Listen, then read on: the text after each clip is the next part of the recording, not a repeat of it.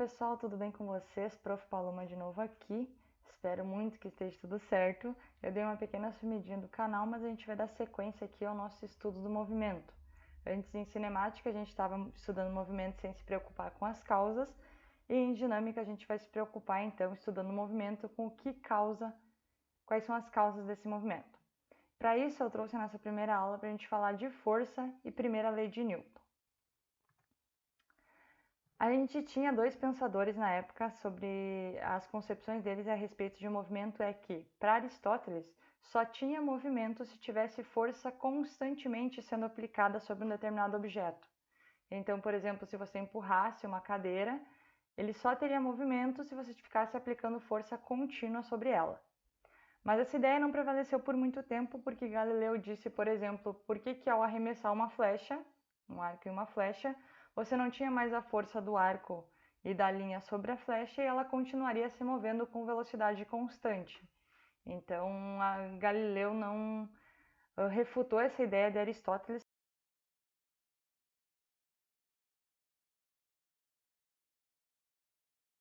A questão que eu trouxe para vocês é o seguinte: você empurra um disco de gelo sobre uma superfície horizontal colocando-o em movimento. No instante em que o disco atinge a velocidade de 2 metros por segundo, você para de empurrá-lo. A partir dos instantes, o que deveria acontecer com o disco de acordo com Aristóteles e de acordo com Galileu? Então, pelo que a gente viu aqui, se a gente fosse seguir a ideia de Aristóteles, quando a gente para de empurrar, o disco deveria parar. Mas não é o que ocorre, né? Então, segundo Galileu, a gente aplica uma força, parou de aplicar, ele continua se movendo com a velocidade de 2 metros por segundo. Uma velocidade constante. Agora vamos pensar na seguinte situação. A gente tem esse carrinho de supermercado vazio, aparentemente. O que a gente precisa fazer para colocar ele em movimento? Aplicar uma força sobre determinado objeto. Empurrar, puxar. E se a gente aplicar, vamos supor que a gente consiga medir essa força e a gente aplicar exatamente a mesma força, mas agora para um carrinho de supermercado cheio.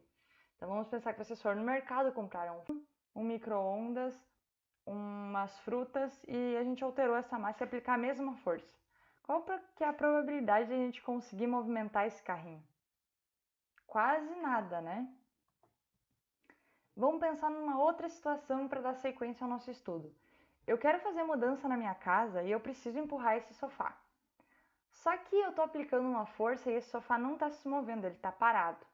E eu preciso considerar que esse sofá precisa mudar de lugar, então a massa desse sofá não vai mudar. O que eu tenho que fazer para conseguir colocar ele em movimento? Aplicar uma força muito maior, ou chamar outra pessoa, ou colocar mais força que eu consiga de fato movê-lo.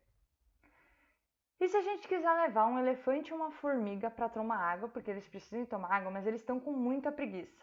E a gente aplica toda a nossa força sobre um elefante. Qual que é a probabilidade da gente conseguir mover esse elefante? Quase nada, né? No máximo a gente vai fazer umas cosquinhas nele. E se eu aplicar a mesma força sobre uma formiga? O que será que vai acontecer? Ela vai ir muito mais longe. Agora eu trouxe simulação computacional para a gente conseguir variar parâmetros que influenciam nesse estudo que a gente vai trabalhar da primeira lei. Então vamos supor que agora a gente só está preocupado com a força que esse boneco vai executar nesses objetos e com a massa desses corpos.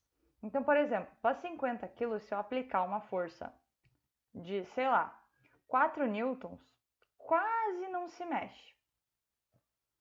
Se eu aplicar uma força de 50 a 103 newtons, ele vai andar muito mais rápido.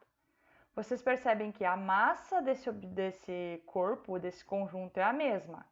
Para mim conseguir colocar ele em movimento ou não, se eu aplicar um newton, ele não vai se mover. Então, para mim conseguir colocar ele em movimento, eu tenho que aplicar uma força muito maior. Se eu colocar, por exemplo, duas caixas de 50 e eu colocar mesmos 10 newtons, 7 newtons, mal vai conseguir se mover, olha. Se eu colocar os 50 newtons que eu tinha falado, vai se mover, mas mais devagar. Então, o que acontece? Quando eu tenho uma massa muito grande, eu tenho que aplicar uma força muito grande. Se eu tenho uma massa muito pequenininha, eu posso aplicar uma força pequenininha. Se eu ver que o objeto está parado e eu quero colocar ele em movimento, eu tenho que aplicar uma força. Ele não se moveu, eu tenho que aumentar essa força. Então, por exemplo, se eu colocar uma geladeira e aplicar uma geladeira, vamos ver quanto é que é dizendo. Claro que é um sistema ideal, gente. Não consigo colocar uma geladeira em cima de um skate. Mas, de um skate, uma menininha e uma lata de lixo, por exemplo, a situação aqui. Vamos pensar que eu aplico uma força de 50 newtons, quase não se move. E antes, com 50 newtons, aquela caixa ia muito mais rápido.